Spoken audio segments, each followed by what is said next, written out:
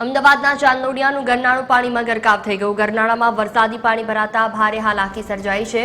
10 ફૂટનું ગરનાળું આખું પાણીમાં ગરકાવ થઈ ગયું। વાહન ચાલકો મહા મુસીબતે અવરજવર કરવા મજબૂર બન્યા। આસપાસની સોસાયટીઓના રહીશોને પણ હાલાકી પડી રહી છે।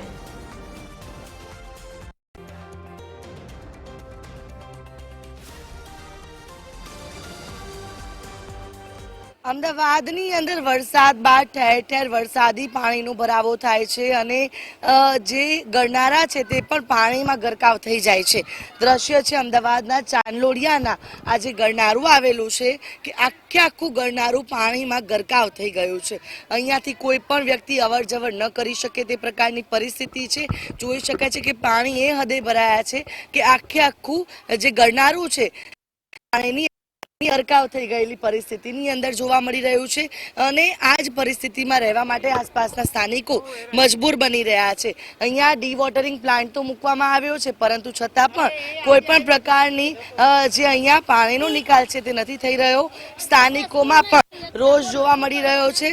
અહીંયાના સોસાયટીના સ્થાનિકો સાથે વાતચીત કરીશું। આ જે ગરનાળામાં પાણી એ હદે ભરાયું છે કે કોઈ આવી શકે કેટલી મુશ્કેલી પાણી ભરાય છે, મચ્છર થાય છે। આ જે મશીન પડ્યું છે ને એ આજે જ લાયા છે। 4 દિવસે એ લોકો મશીન અહીંથી ખસેડી જાય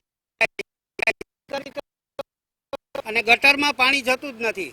આ 4 વર્ષથી આ પ્રોબ્લેમ છે। આ ગરનાળું આખું ભરાઈ ગયું છે, દેખાય જ નહીં કોઈને તેવી પરિસ્થિતિ છે। કેટલી હાલાકી? બહુ જ હાલાકી છે। દર વર્ષે આ પ્રોબ્લેમ હોય છે બેન, દર વર્ષે।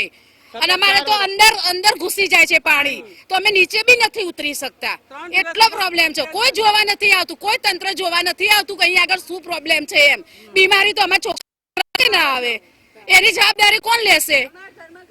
શું કહેશો? જે રીતે વરસાદને વિરામ લીધે તો ઘણા બધા દિવસ થયા છે, સ્કૂલની કેટલી રજા રાખી અમારે, આ કેવી રીતે ઓલી બાજુ ટ્યુશન ઓલી બાજુ કેવી રીતે અમારા છોકરા સ્કૂલ જાય? જીવન જરૂરિયાત ચીજ વસ્તુ લેવા પણ નથી જઈ શકતા। જરૂરિયાત વસ્તુ લેવા બી અમે નહીં જઈ શકતા। અહીંયા એક્ટિવા લઈને અમે લેડીઝો જઈ કઈ રીતે શકીએ? તો ઘરમાં શાકભાજી બી નથી, અમારે શું કરવાનું? બિલકુલ, એટલે કે આ જે સોસાયટી છે, સોસાયટીની બહાર જ એ પ્રકારે વરસાદી પાણી ભરાયા છે કે અહીંયાથી કોઈ પણ અવર જવર ન કરી શકે તે પ્રકારની પરિસ્થિતિ છે। વરસાદી પાણીની વચ્ચે રહેવા માટે સ્થાનિકો છે કે મજબૂર બની રહ્યા છે। વરસાદના વિરામ લીધે તો કલાકો વીતી ગયા છે, છતાં પણ હજુ પણ વરસાદી પાણીનો નિકાલ નથી થઈ રહ્યો અને આ ગરનાળું આખું પાણીમાં ગરકાવ જોવા મળી રહ્યું છે। ત્યારે સ્થાનિકોમાં પણ ક્યાંક ને ક્યાંક રોષ જોવા મળી રહ્યો છે કે આ જેટલા દિવસો બાદ પણ કેમ હજુ સુધી વરસાદી પાણીનો નિકાલ નથી થઈ રહ્યો, કેમ તેમને આ પ્રકારે વરસાદી પાણીની વચ્ચે રહેવા માટે મજબૂર થવું પડી રહ્યું છે।